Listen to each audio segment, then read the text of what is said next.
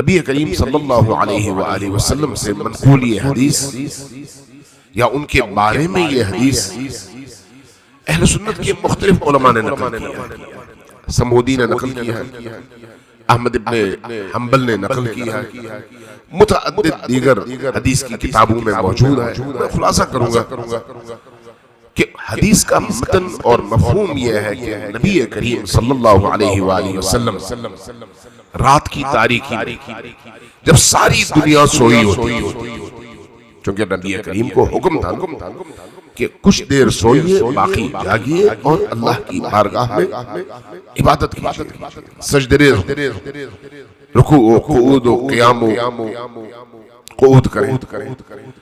نبی کریم آدھی رات میں بیدار ہوتے، بستر سے باہر تشریف لاتے جب ساری دنیا سوئی ہوتی۔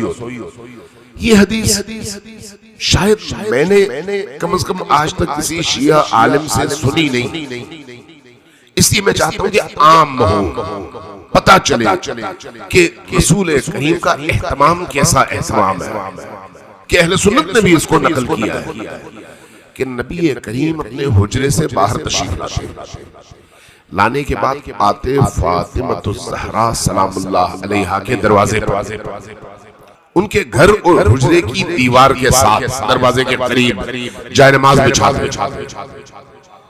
محراب کہیں اور ہے، یہ ذہن میں رکھیے، محراب کہیں اور ہے، اور شخصیت بھی کوئی عام شخصیت نہیں ہے، کوئی صحابی نہیں ہے، اہل البیت کا کوئی فرزند نہیں ہے، خود وہ نبی ہیں جن کی خاطر اس عالم کو خلق کیا گیا۔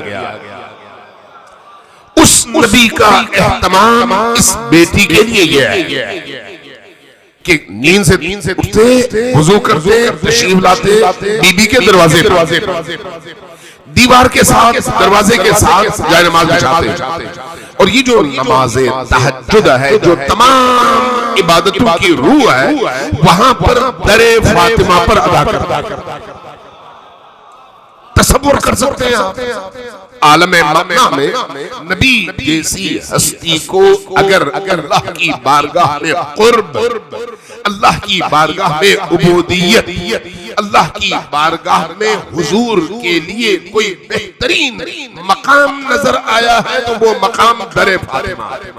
روایت بھی میں اہل سنت سے نقل کر رہا ہوں، تشیع سے نہیں، کہ وہاں پر نماز تہجد ادا کرتے اور اس کے بعد وہاں سے اٹھتے، پھر فرض نماز کے لیے جاتے مسجد نبوی کے محراب میں، وہاں پر فرض نماز کے لیے کھڑے ہو جاتے۔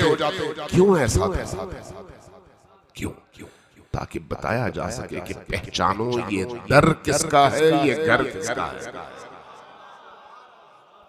یہ در کس کا اور یہ گھر کس کا ہے۔ جب سورہ نور کی یہ آیات نازل ہوئی، آج جب آپ گھر جائیں تو سورہ نور کھول لیں، 33، 34، 35، 36، یہ چند آیتیں ایسی ہیں جو جتنا بھی انسان غور کرے انسان کی معرفت میں اضافہ ہوتا چلا جاتا۔ فی بیوت، یہ کچھ گھر ایسے اذن اللہ، اللہ نے ان گھروں کو یہ اجازت دیا، اللہ کی اجازت سے وہ گھر کیسے گھر ہیں؟ اذن اللہ ان ترفع، یہ گھر رفعت اختیار کریں، بلند ہو، ان مقامات تک پہنچے، ان سے بڑے، ان سے عظیم، ان سے رفیع، ان سے بلند، ان سے اعلیٰ کوئی گھر نہیں ہے جہاں پر اللہ کا ذکر ہوتا ہو۔ یہ قرآن کی آیت۔ جب یہ آیات نازل ہوئی تواتر سے رسول کریم اصحاب کے ساتھ تشریف فرما، امام جلال الدین سیوطی نے نقل کیا۔ جلال الدین سیوطی کوئی شیعہ نہیں ہے، اہل سنت مفسر، اہل سنت محدث، اہل سنت متکلم، اہل سنت مورخ، بہت بڑی شخصیت ہے اہل سنت کی دنیا میں۔ انہوں نے اپنی تفسیر در منصور میں ان آیات کی تشریح میں یہ روایت نقل کیا ہے، کہتے ہیں کہ جب یہ آیت نازل ہوئی تو کچھ صحابہ نے پوچھا یا رسول اللہ، یہ جو اتنے عظیم، رفیع، بلند، منتخب اور ویسے گھر ہیں جنہیں اللہ نے اتنا رفیع بنایا اور اجازت دی ہے، یہ گھر کون سے گھر ہیں؟ فرمایا یہ انبیاء کے گھر، انبیاء کے۔ جب یہ فرمایا تو ایک صاحب اٹھ کھڑے ہوئے. وہ صاحب کون ہے؟ خلیفہ اول. اس زمانے میں تو نہیں تھے، بعد میں اٹھ کھڑے ہوئے. انہوں نے، اب میں یہاں پر بریکٹس میں یہ بات عرض کروں، بعض اوقات اللہ تبارک و تعالی بعض چیزوں کو بعض لوگوں کی زبانوں سے کہلواتا ہے،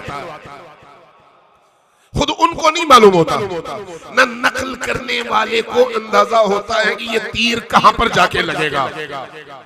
لیکن اللہ کا کام ہی ایسا ہے، نظام ہی ایسا ہے. اللہ نے یہاں پر ایسا موقع فراہم کیا کہ اس شخصیت کی زبان سے یہ سوال اٹھا کہ یا رسول اللہ، یہ جو سامنے والا گھر ہے یہ بھی ان گھروں میں شامل ہے یا نہیں ہے؟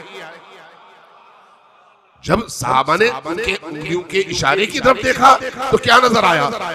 حجری فاطمہ، خانہ فاطمہ، فاطمہ کا گھر یعنی علی کا گھر، علی، حسن، حسین اور فاطمہ کا یہ مجموعہ، یہ کنبہ، یہ گھر. جیسے ہی اس کی طرف اشارہ کیا، رسول کریم نے دو طرح کے جوابات دیے ہیں. پہلا جملہ یہ ہے کہ ہاں یہ گھر بھی ان گھروں میں شامل ہے. اس کے بعد اگلا جملہ کیا ہے؟ اگلا جملہ یہ ہے کہ بلکہ یہ گھر ان تمام انبیاء کے گھروں سے افضل ہے. تو اللہ تبارک و تعالیٰ نے کس کی زبان سے یہ پوچھوایا اور کس کی زبان سے یہ جواب دلوا کر تا قیام قیامت بتا دیا کہ پہچانو یہ گھر کون سا ہے اور اس گھر کے مکین کون ہے.